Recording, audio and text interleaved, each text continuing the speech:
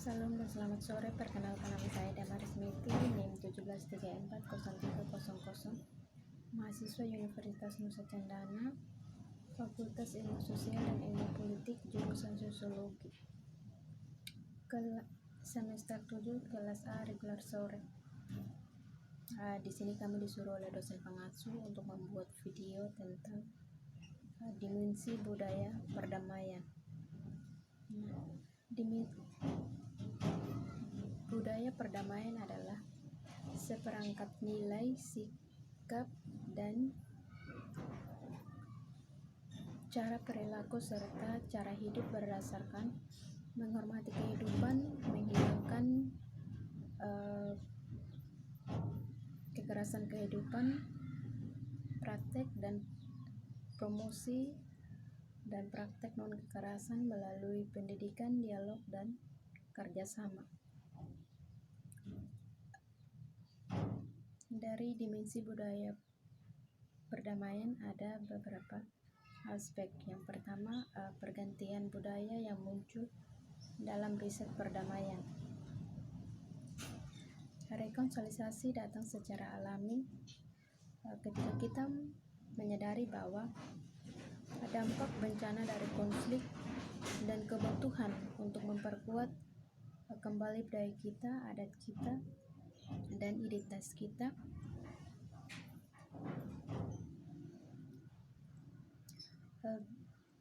banyak dari penduduk desa Maluku yang diajak bicara selama kerja lapangan di Maluku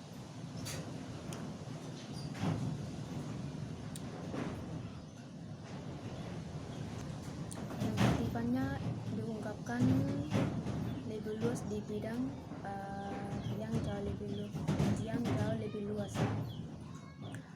Pergantian budaya yang muncul adalah penelitian perdamaian.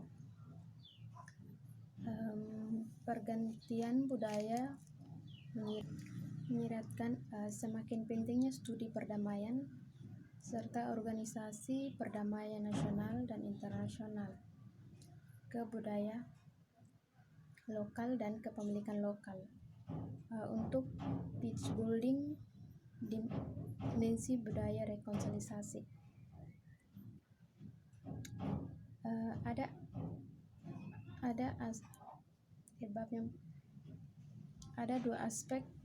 Ada dua konsep yang berkaitan erat dengan wacana internasional terkini tentang pembangunan perdamaian. Yang pertama, rekonsiliasi dan keadilan transisional. Keadilan transisi mekanisme yang dimaksudkan sebagai sarana untuk membangun perdamaian yang berkelanjutan yang merupakan persyaratan untuk rekonsiliasi jangka panjang. Sedangkan rekonsiliasi adalah usaha memulihkan keselarasan yang terjadi di dalam konflik atau yang mengacu proses yang diawali dengan pengampunan tindakan-tindakan lalu menuju perdamaian.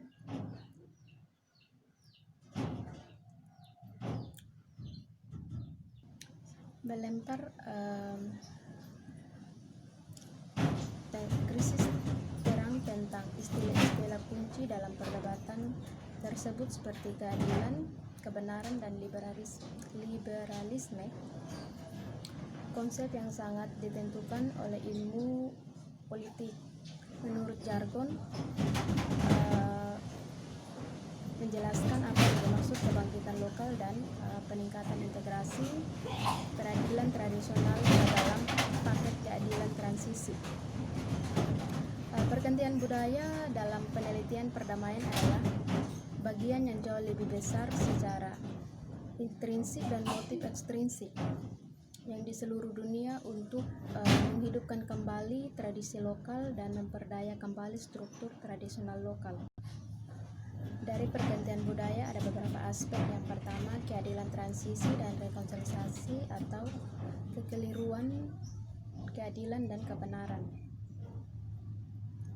Dengan memaksakan tatanan hukum pada apa yang sering irasional, meskipun mungkin didorong oleh kekuasaan, komunitas internasional berusaha untuk menggunakan pengadilan pidana untuk menahan dan menjaga kekerasan dan untuk menemukan kebenaran tentang peristiwa tertentu dan menghukum mereka yang bertanggung jawab. Poin yang kedua, keadilan transisi. Keadilan transisi umumnya dipahami sebagai upaya untuk mengatasi akibat dari dalam banyak kasus di dalam negara kekerasan massal, sistem otoriter, atau despotisme, dan dengan demikian mendorong transisi menuju keamanan dan perdamaian dalam masyarakat yang terpecahkan. Istilah keadilan transisional menjadi populer pada tahun 1990-an, tetapi konsepnya seperti itu kembali ke Perang Dunia Pertama dan Kedua, seperti diuraikan oleh Ruti Teitel dalam buku Transitional Justice Genealogy. Dalam fase pertama,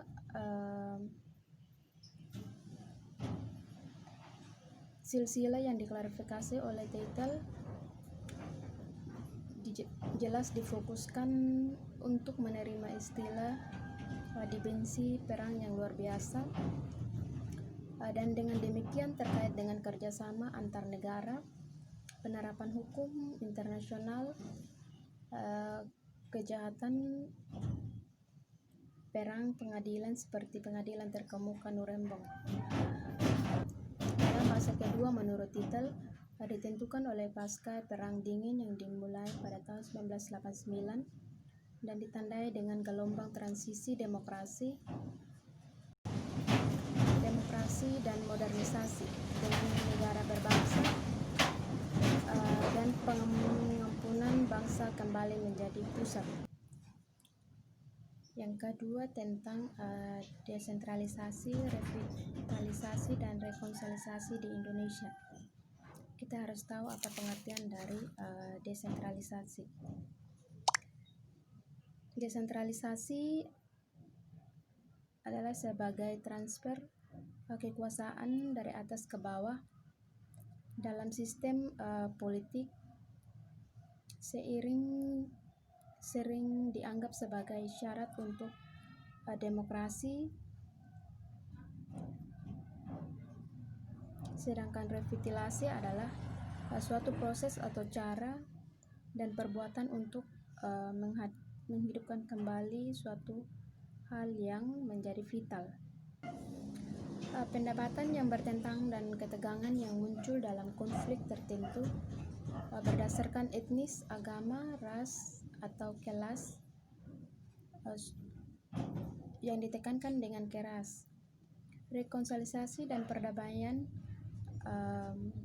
mendapatkan arti baru setelah perubahan kepemimpinan pada tahun 1998, ketika ranah politik terbuka, kebijakan dan institusi lokal pun terbuka kembali, diperdayakan dan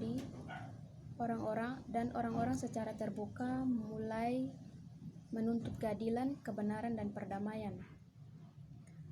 Transformasi politik radikal, gelombang besar kekerasan yang terjadi di seluruh negeri setelah tahun 1998, dan fakta berdamai di berbagai tempat seperti Maluku menjadikan Indonesia kasus yang paling lokal untuk berdamai di berbagai tempat.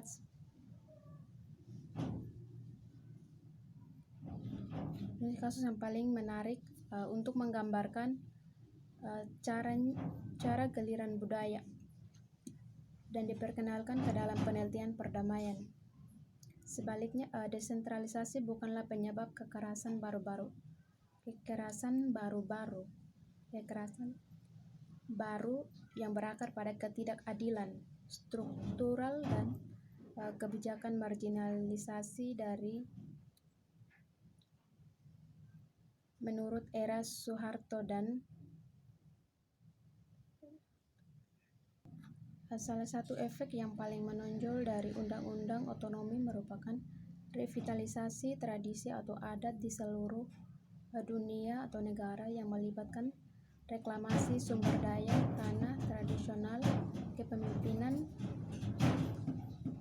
yang terkait dengan perdebatan saat ini. Demikian video yang saya buat. Terima kasih.